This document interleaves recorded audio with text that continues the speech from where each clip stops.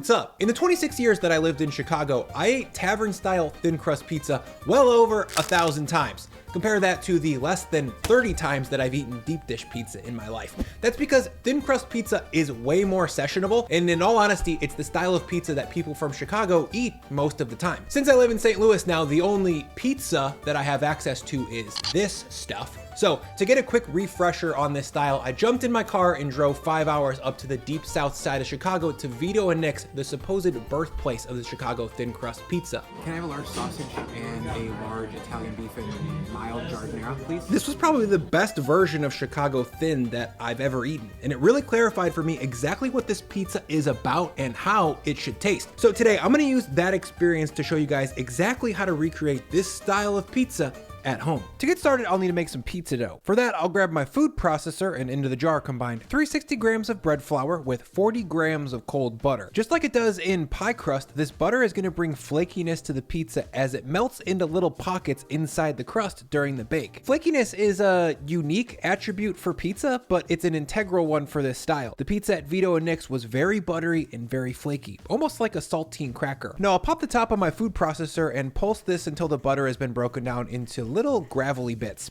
That usually takes about 10 to 12 spins. When it's done, the dough should look like damp sand with little flecks of butter spread throughout. Next, I'll add in 90 grams of ice water with 5 grams of yeast dissolved into it, then 90 more grams of ice cold water with 7 grams of salt dissolved into it. Since this pizza dough is super dry compared to other styles, you have to dissolve the yeast and salt in water. Otherwise, they won't hydrate when you put them in the food processor. Also, I mix the yeast and salt separately because salt kills yeast, and if we combine them, we might have some issues with our fermentation. Now, once the cold water, yeast, and salt are in the flour butter, I'll pop on my lid one more time and spin this for about 20 to 30 seconds. I don't want to go further than that because that will smear the butter flecks that we just made into the flour, nullifying their ability to melt into little pockets of flakiness during the bake. And once this flour is evenly hydrated, I'll flip the whole clod of dough out onto a work surface and knead it for 2 minutes. I just want to work this until things come together into a homogeneous ball. The end state of this dough is a lot more cracker than it is bread, so we don't need to worry too much about gluten formation. After about 2 minutes, this dough has really come together, and now it's strong enough to hold on to an assertive tug without tearing. Next, I'll round it into a tidy little ball, then I'll scoot it over to a medium bowl and top with a lid and ferment for 2 hours. 2 hours later, when I come back, this dough has only grown by about 50%. That's to be expected since the water and butter were cold, and that really slows down fermentation. Next, I'll use my dough scraper to cut this dough into 2 equal pieces. Then I'll do what's called a preshape to get this thing rounded off and ready to be stretched into a thin crust pizza. For that, I'll fold in the 2 sides, then flip over onto those folds, and I'll round that off into a ball with 2 hands. Since this dough is very dry, rolling it into a perfect round thing is going to be kind of hard, so just do your best. Now, I'll ball up the second piece of dough real quick, then before I roll these flat, I'll need to let them relax because the gluten is real tight. So I'll cover with my bowl and come back in 20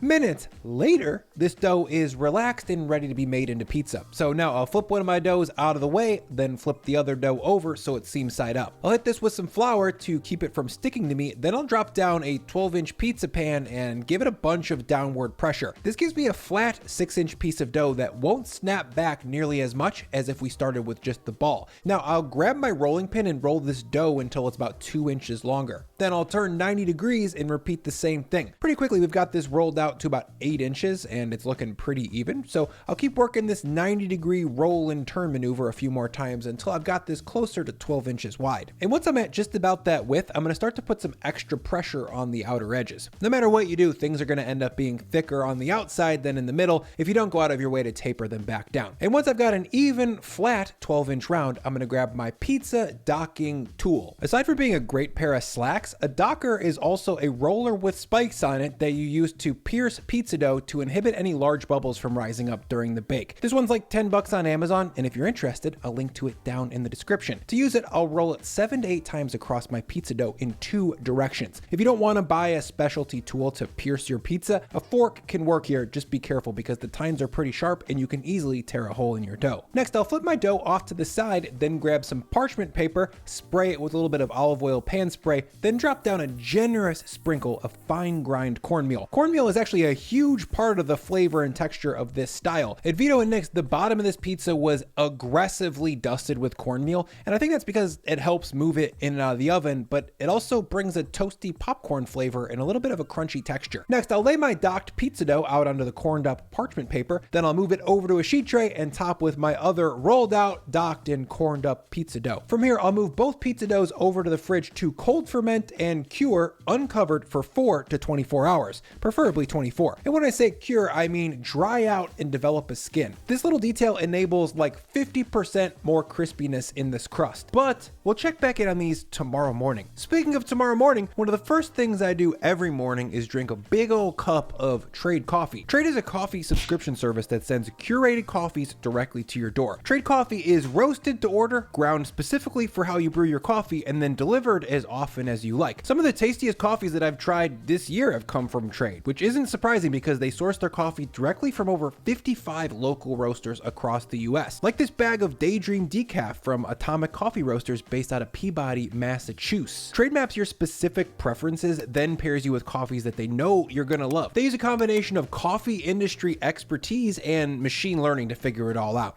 So, you know, like ChatGPT, whatever. So far, Trade hasn't steered me wrong, and I've been drinking it nearly every day for over 2 years now. Signing up is super easy too, so if you want to try some great new coffees, visit drinktrade.com/Brian to sign up and save $15 on select plans. Plus, you'll get your first bag of coffee for free. Next, let's make the pizza sauce. For that, I'll scoop out about a half cup's worth of crushed tomatoes from one 28-ounce can, and then add in 100 grams of tomato paste, 12 grams of salt, 20 grams of sugar, 1 gram of chili flake, 2 grams dried basil, 2 grams dried oregano, 2 grams of onion powder, and 2 grams of garlic powder. Whew.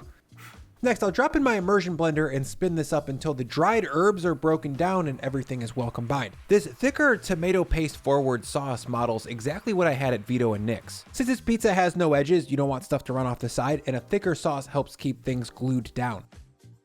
That is very, very dried herb flavored, which is exactly how it is in Chicago. And it's just a little bit sweet. It's not marinara sweet, but it's enough to balance the acidity in the tomatoes. Next, let's make some Italian sausage. For that, I'll start with 1 pound or 450 grams of 80/20 ground pork. I highly recommend all these Never Any brand. It tastes very good. Next, in goes 7 grams of salt, 2 grams black pepper, 2 grams chili flake, 5 grams red wine vinegar, then 2 grams of ground fennel seed. I go for ground over cracked because cracked fennel gets stuck in your teeth and I hate that. Lastly, I'll add in 5 grams of fresh garlic, then I'll jump in and squish these spices into the meat. And if you're wondering if making your own sausage is worth the effort, I would say yes. Most of the grocery store sausage in my area is pretty bland and too fatty, making it bad for pizza. And once I've got my sausage mixed together, I'll throw it into the fridge, then grab a 1 pound block of full fat aged mozzarella. It's rich, it's creamy, and it's got just a little bit of funk on it because it's slightly aged. If you're wondering about pre-shredded mozzarella for this pizza, I would say skip it. That stuff has starch on it that prevents caking, and I think that makes it melt weird, so I try to avoid it. Now to prep this cheese, I'll just rip it against the largest hold sides of my box grater. And in total for 2 pizzas, I have about 16 ounces here, or 450 grams. Now let's put all this together into a pizza. The next day, when I pull my pizza doughs out of the fridge, you can see they have developed a skin and they've dried out quite a bit. That's gonna make for a very crispy crust, especially around the edges here. This stuff is mucho dehydrated. Now to build this pizza, I'm gonna drop 3 large spoonfuls of sauce right into the middle, maybe a half cup's worth, and then spread that all the way out to the edge of the crust. By the way, the parchment paper is great for this because it catches anything that might slide over the edge. If we were building this pizza on a peel, anything that would go over the edge would probably make the pizza crust stick to the peel, making sliding it off the peel into the oven a big problem. Next, I'll take half of the sausage that we made earlier and lay it out in quarter-sized chunks around the perimeter of this pizza and all through the middle. In Chicago, whether you're talking deep or thin crust pizza, sausage is the primary topping. Pepperoni is beloved, of course, but you start with sausage and work your way up from there. Look at the menu at Vito and Nick's. Sausage is right at the top of the menu under cheese. That shows you how important it is. And once this pizza has a half pound of sausage on it, I'm gonna drop a few big handfuls of my grated full fat mozzarella. In total, I'll use half of the cheese that I grated before, which also ends up being 8 ounces. And again, just like for the sauce, I wanna push this cheese all the way to the outer edge. Now to season up the top of this pizza, I'm gonna drop a strong pinch of dried oregano, like a teaspoon's worth, then the same amount of dried basil. Then finally, I'll hit it with a strong pinch of salt. This is a detail that most people miss, but the cheese by itself just isn't that well seasoned, and I I think this pizza needs just a touch more sparkle. Now I'll slide this parchment onto my pizza peel, then move over to my 550F oven and drop this onto my pizza steel. By the way, if you don't have a pizza steel, an upside down sheet tray can work in a pinch.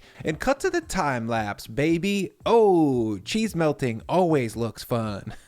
And after 10 minutes, this pizza is very deeply baked, so I'll pull it out. Some people might think this pizza is a little too dark, and I'm here to say those people are wrong. This pizza needs to be absolutely roasted. The flavor of the dark brown mozz with the sausage juice and the cornmeal studded crust is very specific, and if you go blonde, you'll miss it. This pizza is perfection on earth, in my opinion. It's heavy on the cheese, heavy on the sausage, heavy on the crunch. Plus, this is one of the very few styles of pizza that allows you to get close to replicating the pizzeria experience at home. If you want another regional pizza video, then please check out this one for Detroit style pan pizza. I went on a field trip to research that one as well, and I'm really excited about the recipe. Now, let's eat this thing!